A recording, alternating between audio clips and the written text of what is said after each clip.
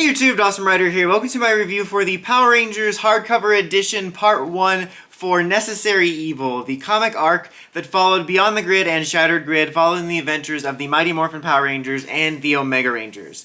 And this book compiles both the regular Mighty Morphin Power Rangers series and the Go-Go Power Rangers series in the first part. And since there's a lot to cover, obviously there's two parts. This first one has the White Ranger hardcover, and the second one's going to have Omega Red as a hardcover, which makes me happy. So I'm going to obviously talk about my recommendations for the book itself, talk about the story itself a little bit, and then I'm also going to talk about the exclusive story it has.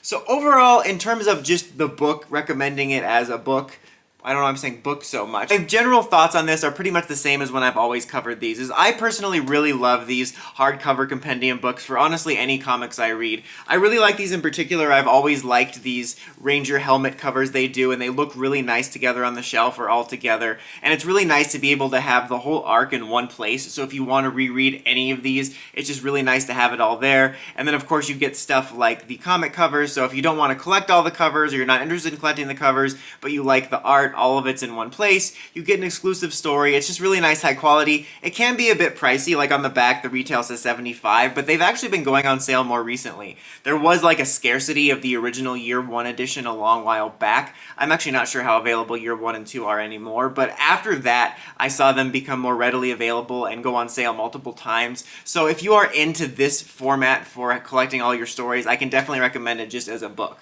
As far as the story goes, I really like Necessary Evil. It's not perfect, none of the stories are, but I really like it a lot, and I think it's a great, much more natural follow-up to the events of Shattered Grid. You know, Beyond the Grid had a lot of really cool ideas that I really liked, but it left a lot to be desired, and I feel like it really killed the momentum of Shattered Grid.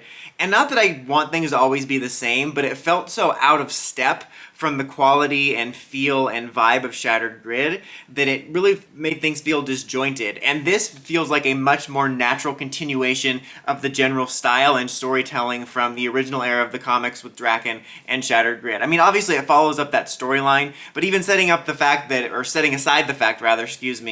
it follows that storyline, just the general quality feels like it's much more of a real continuation of it. And this, I forgot to mention in the beginning, but this will contain some minor spoilers from it, you know, because I'm kind of reviewing the story arc. But it basically picks up after the events of Shattered Grid. The Mighty Morphin comic does a bit of a time jump to Season 2 era times, if it would be the show, and it follows the adventures of the Mighty Morphin team after that. And then at the same time, Jason, Zach, and Trini actually didn't go on a peace conference. They have become the Omega Rangers, and they are fighting in space to correct the consequences of the Shattered Grid event, as it's caused the Morphin Grid to give people basically mutant powers, and they are going around space fighting that, and it's kept a secret for a while. And the Go-Go Power Rangers comic, which was previously kind of a prequel comic taking place early days in MMPR, now actually acts as a flashback to this story and fills in the gaps as to how Jason, Zach, and Trini left and became involved.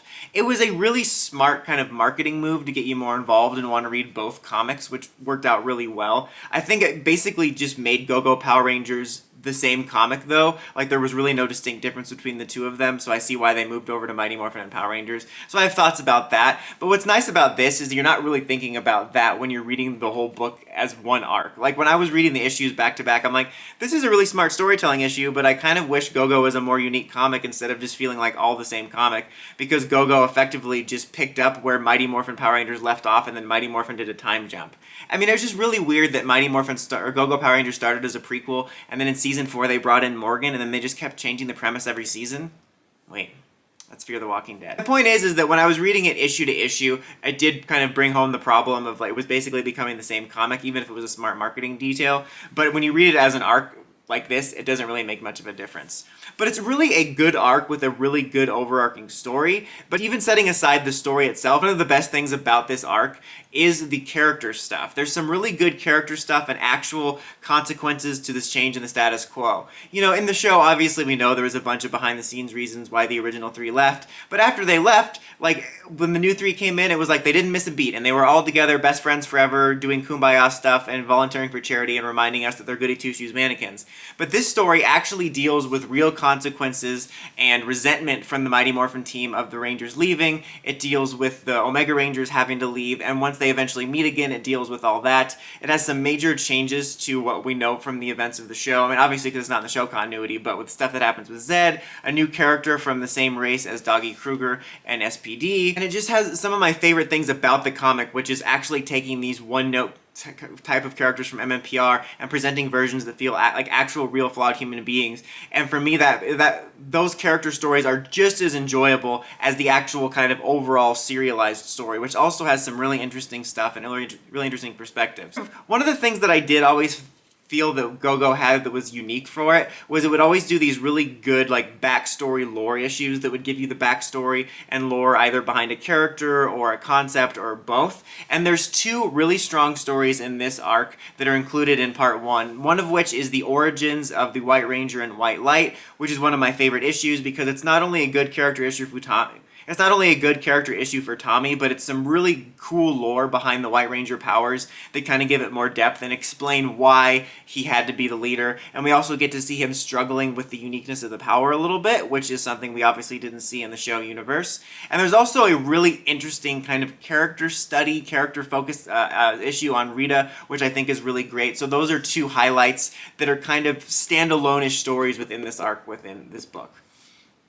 Now, there also is an exclusive story included within this, which is kind of a prequel-ish story about Dane, the Doggy Kruger-esque character who's from the same race, which involves him basically breaking into a prison or getting himself sent to prison for a very specific reason. And it's a pretty solid issue. Like most of these issues, I can only think of one that felt kind of crucial that were the exclusive stories. But like most of them, they're enjoyable, but they're not necessarily something you're hugely going to miss out on. I think the best thing about it is it gave us actually a little bit more character backstory and depth to Dane, who I don't really remember that much about as a character. I honestly really like his character just because I think it's badass to have like this bounty hunter red version of Doggy Kruger, and I love that they're using SPD lore in some of these comics recently.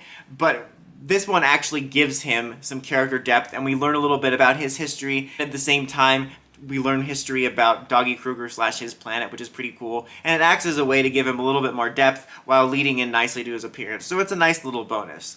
But overall, I really like this arc. I really like this book. I can definitely recommend it. If you fell out after Shattered Grid or whatever and you wanted to pick it up, this is a good way to just sort of pick up where you left off. I know for some people the comics can feel confusing, but if you pick this up and then you pick up the next one and read through those, you'll be ready to start the new ones. You know, I will be reviewing the second one when it comes out. I might go over a lot of the similar beats because it's all the same story, but just keep in mind this is only part one. This isn't all of Necessary Evil, but I can still recommend it if you are a comics fan and you like to have it all in one place in a nice collector's package. That's about it for this one though, guys. Until next time, like, comment, subscribe, and climb the steps and ring that bell so you can notifications for my videos. Dawson Ryder, signing out.